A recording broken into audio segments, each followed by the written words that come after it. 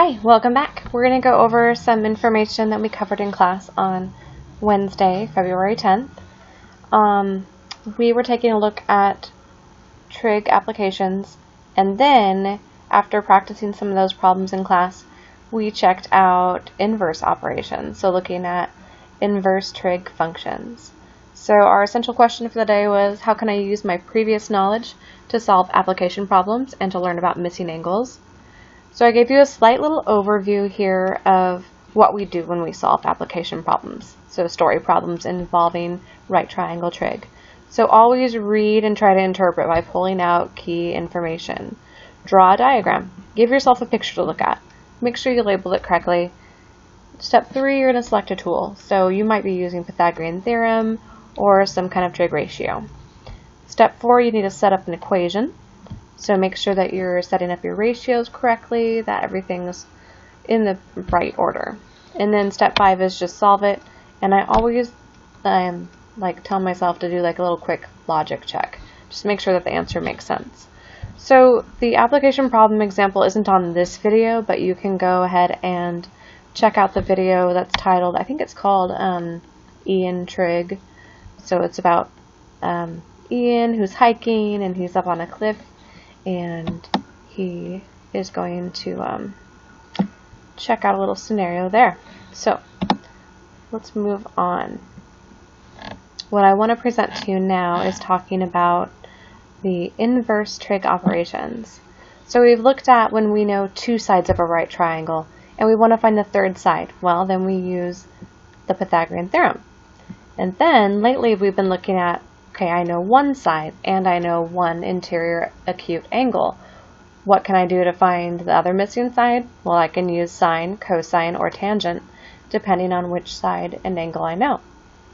Now we're moving on from there, and we're saying on another right triangle, we know what two of the sides are. So we know those side lengths, but we don't know one of the angle measures inside the triangle. We don't have enough information. So what we can do is use inverse trig functions. So let's see what that looks like. Alright. Let me just adjust my screen here a little bit. Alright. The first thing I put on here was the notation. It's good to take a look at how things are written out.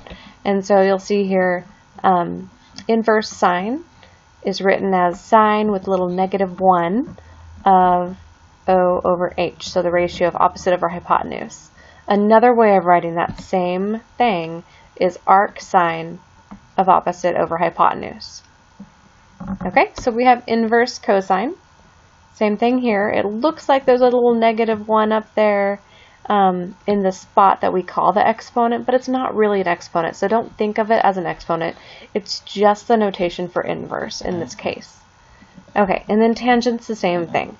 We have the inverse of tangent is the ratio of opposite over adjacent.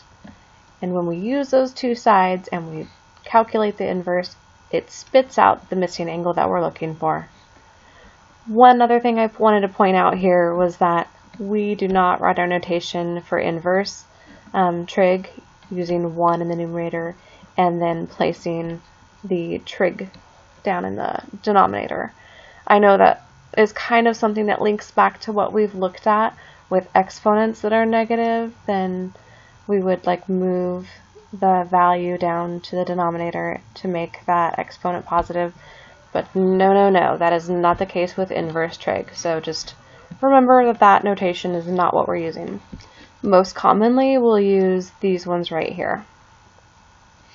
And then once in a while, you'll see the other notation off to the side. What else? Let's see here. When we think about inverse, we're talking about doing the opposite. So like I said before, we knew a side and we knew an angle, and we were able to solve for the other missing side. Now we're looking for that angle, so we're going kind of backwards. Alright, so I have an example here. Let's look at just example number 1 first of all. Okay, so we have a right triangle. Don't let it mess with your head that it's oriented differently. That's okay that the right angle is in the upper left-hand corner. What matters is that we're looking at where our angle is. So we have the angle theta here, and we don't know its value, but we're going to find it. We know the hypotenuse is 40, and one of the legs, the leg opposite of our angle theta, is 19. So we labeled opposite, we labeled hypotenuse, and now we're going to say, oh, I know, opposite and hypotenuse, that means we're dealing with sine. But in this case, we're dealing with the inverse of sine. So here it is, the inverse of sine, sine, yeah, bleh, tongue twister here. So we have the inverse sine of 19 over 40 will give us our angle theta. And then if you put that in the calculator, which let's take a look at this calculator over here. Turn that on, clear. Okay, so to get to our inverse sine, it's one of those blue headings up above the sine button in this calculator. So to get to it, I need to push second and then press sine. And you can see on screen it gives me inverse sine. And I'm going to go ahead and put in my ratio, 19 over, I'll put divided by in order to place over, 40, close my parentheses, hit enter, and oh, it shot out a different answer, so I better check the mode. Very common mistake is that our calculators might be set on radians when we're dealing with degrees right now. So there it is. The black highlighted areas are the settings that are selected. And so we'll have to switch from radian over to degree. So let me see if I can arrow over to that. And then press enter so that now that the selection box is around the word degree, and now we're good to go. So second, quit, and let's try that calculation all over again. There we go. Now our answer is in degrees, which is the format we're using right now. We want to round it to the nearest whole degree, so the 3 here in the tenths place, we'll just round it off, so now we have 28 degrees. Alright, so that's inverse sine. Example number 2 is dealing with inverse cosine. And the reason why we know that is we take a look at our missing angle. Angle alpha is this little acute angle up here.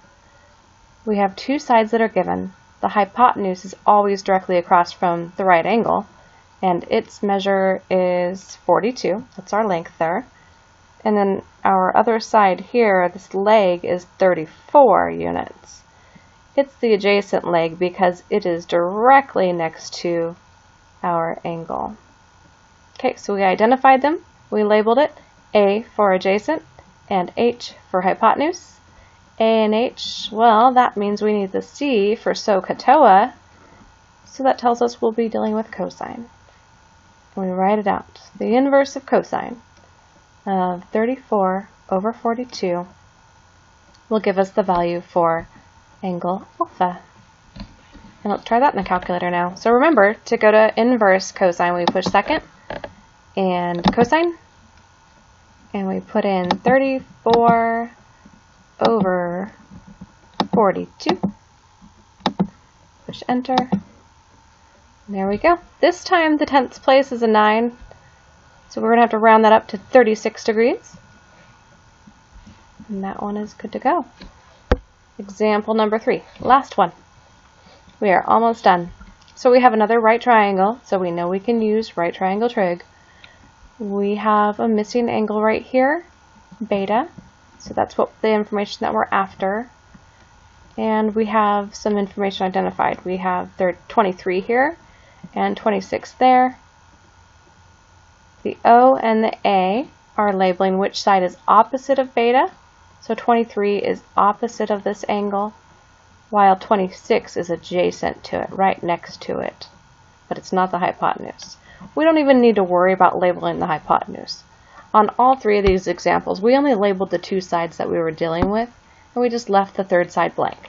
So that's kind of a good rule of thumb to do, is just labeling what we need, but leaving the other extra information out.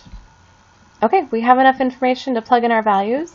So we have the O and the A, so we need the T for TOA. So we have inverse tangent of 23 over 26. Let's try that in the calculator. Second tangent 23 over 26. Enter. And there we go. It's approximately 41 degrees. And that is how we do inverse trig.